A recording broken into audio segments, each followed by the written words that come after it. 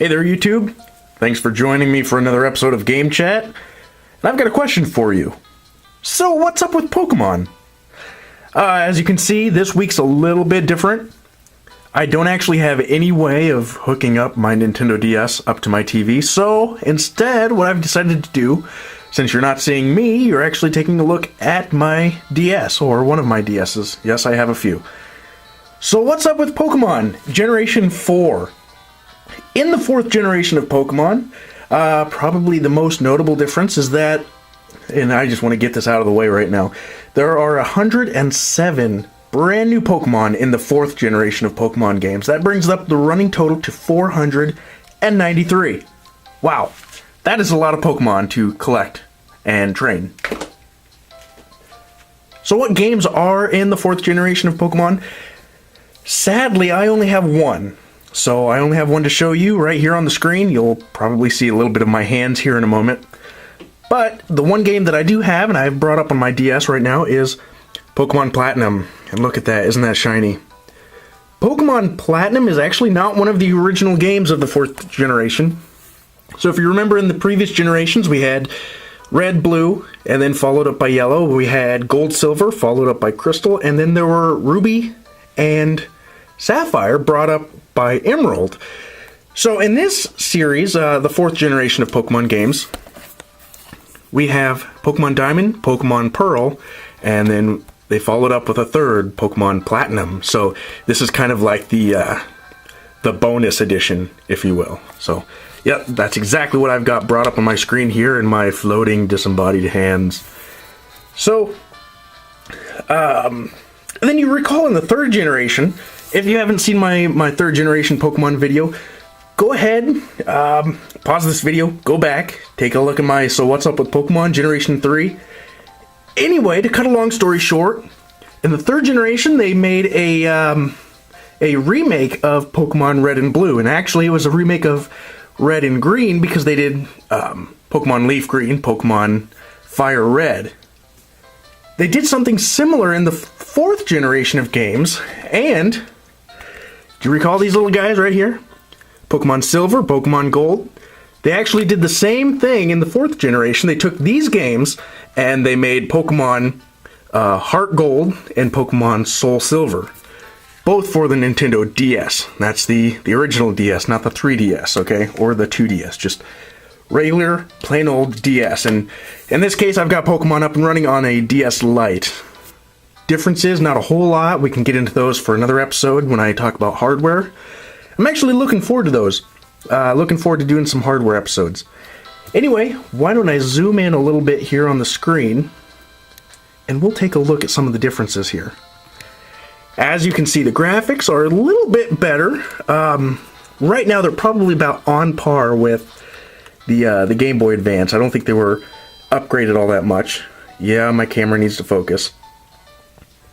They still keep up with the day and night scheme, so the colors are a little bit darker. Things aren't quite as bright because I'm recording this video at nighttime, so yes, it is night in the game. Let's just bring up my list of Pokemon. Yeah, I've got a couple of legendaries, Dialga, Giratina, Uxie, and then a couple of very strong ones, Machamp, Torterra, which was actually my starter in this game. But that's actually not what makes this game so unique, because so far everything that I'm showing you isn't much different from the original Pokemon, or actually from the third generation of Pokemon. So we've got our menu. Things look pretty much the same. Battles are pretty much the same. Actually, what I want to do now is back out a little bit so you can see my hands again. What they've included on the DS, of course, is the use of the touchscreen.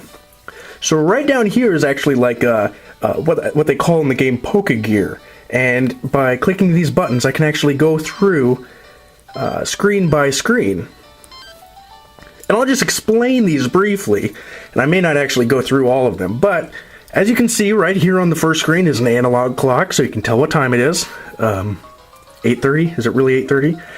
Yes, it is actually 8:30 on a Saturday night. I know I upload my videos on Sunday, but here it is, 8:30 on a Saturday night. This screen shows the most recently obtained Pokemon, and 3 rows of 4, so 12 of the most recent Pokemon. And you can click on them one by one and actually hear their individual cries, the noise that they make in the game.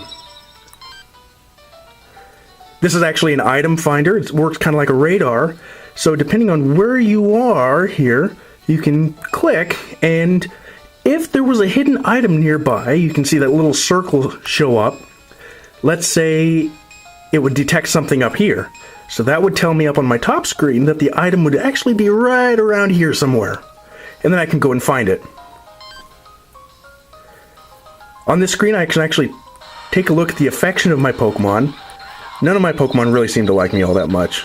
I was doing a lot of trading with different people, and a lot of these Pokemon are newly caught, so they don't love me a whole lot.